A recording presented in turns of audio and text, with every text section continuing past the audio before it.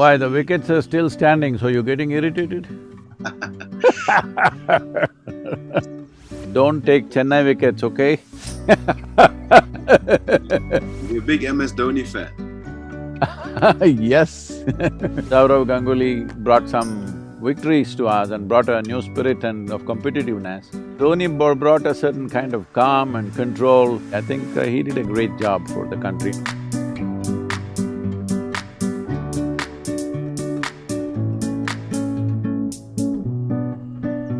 I think you've mentioned it, and it's about learning about each other.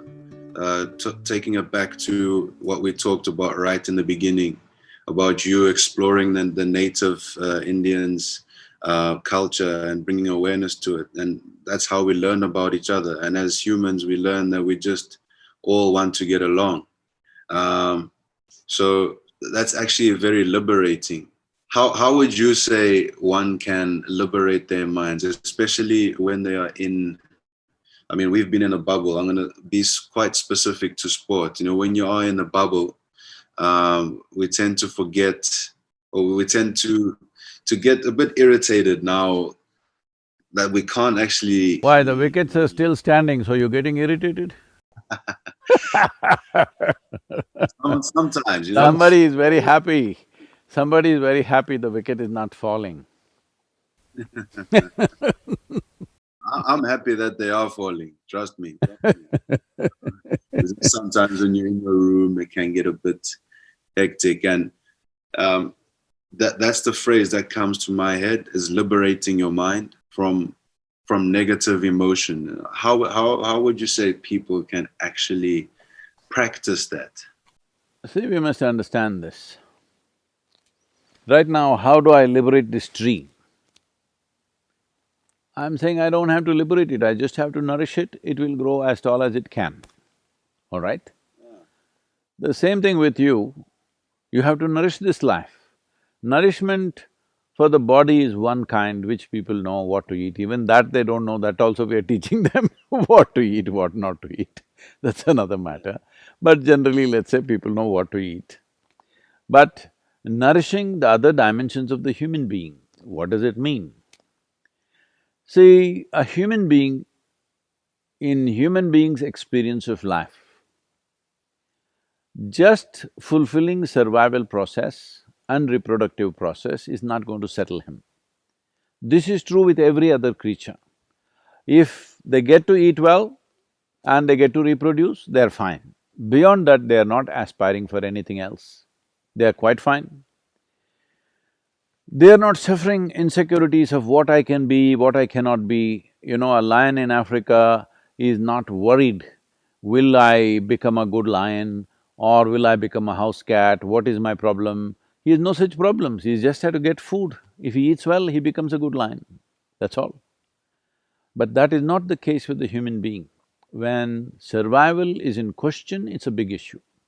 Once it's taken care of, well, when stomach is empty, there's one problem. When stomach is full, there are 100 problems, all right? And more successful people become, they seem to multiply their problems. So what is it that is going wrong? What is going wrong is just this. We are thinking that this human being will settle for something little more. Wherever you are, you want little more. What, I heard that you got 23 wickets, huh? At the moment, yeah, I think so, yeah. So you want more wickets. Don't take Chennai wickets, okay? Too little.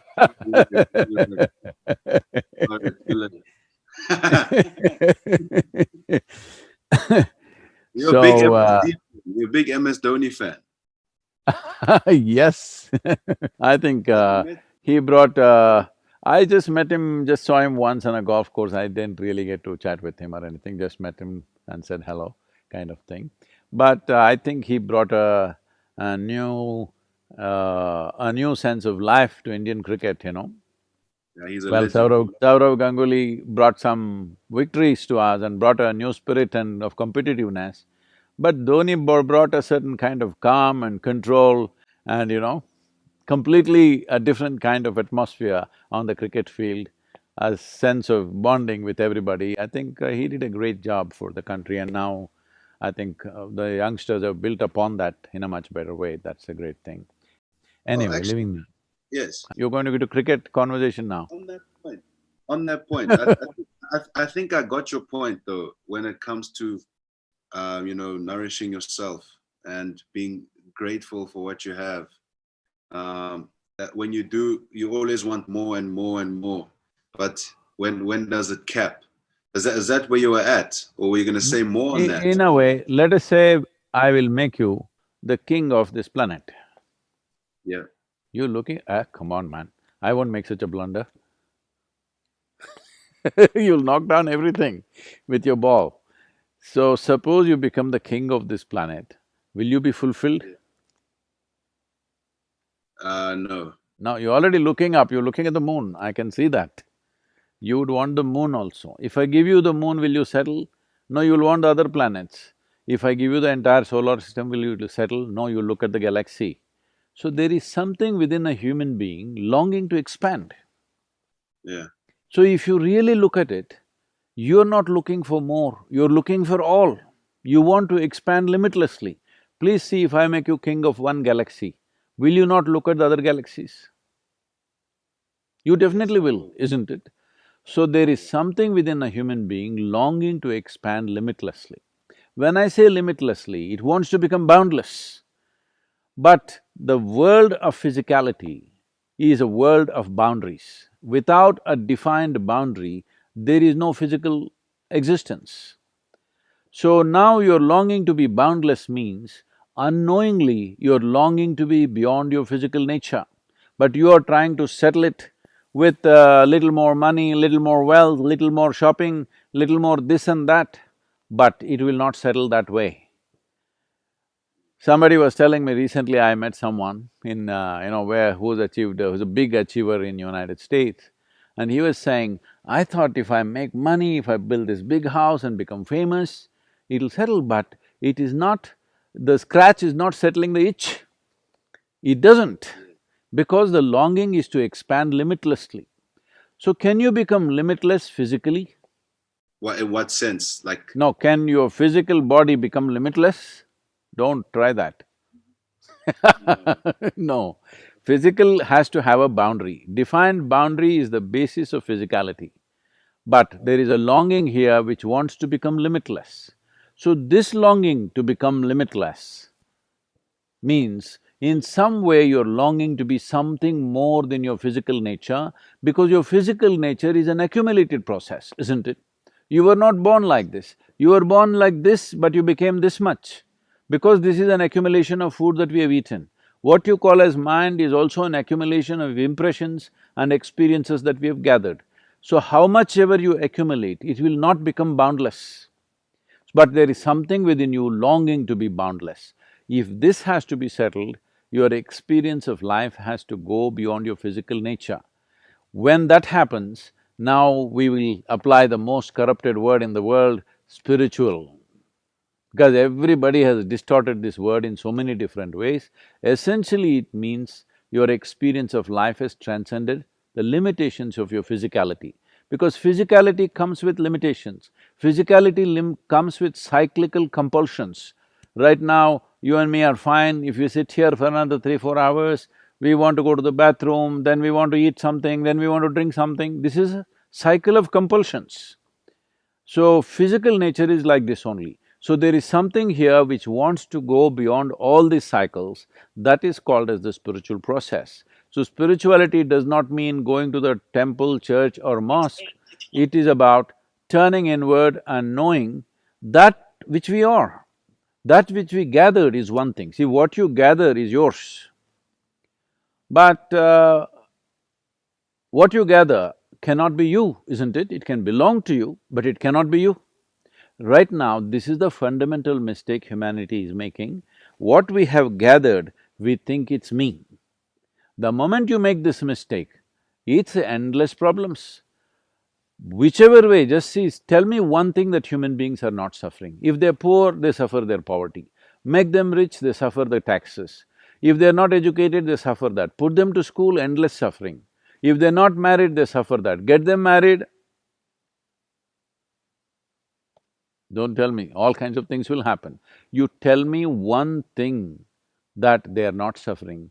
They are not suffering life, they are suffering the state of their own mind because they have not learnt how to discipline themselves between memory, experience and imagination. What happened 10 years ago, they still suffer. This means what? Are they suffering their memory or are they suffering life? They're just suffering their memory. What may happen day after tomorrow, they already suffer. This means they're suffering their imagination. These are the two faculties which set us apart from every other creature. We have a very vivid sense of memory and a fantastic sense of imagination. This is what makes human beings very different from every other creature, but that is what they're suffering. Essentially, they're suffering evolution. So if one has to be liberated from this, in our education systems, there is nothing about how to handle this. They will teach you how to go to the moon. They will teach you how to extract protein out of an invisible bacteria, but they will not tell you how to handle these faculties that we have, because this is the most sophisticated machine that you have on this planet, but nobody has read the user's manual, that's the problem. Little bit of understanding, this mind is fine, this is the most fantastic thing you have. The greatest thing that you have here right now, in comparison to other creatures is, you have a mind, you have a cerebral capability that nobody else has. This is what human beings are suffering, their own cerebral development. If they had the brain of an earthworm, they would all be peaceful, isn't it? Okay. With that being said, I think I've got one final question. And that question would be, how would you put that into practice? See, the important thing is one's identity. There is a whole structure, I could send that video to you about how the mind is, the different parts of the mind, how to do this. But the simple thing, to put it very simply, is this: what are you identified with? Suppose right now you're identified with your game, you're playing the game. So you think you're a cricketer, you breathe cricket, you like cricket, everything cricket is happening in your head. Let's say tomorrow we wiped out your memory and we gave you football.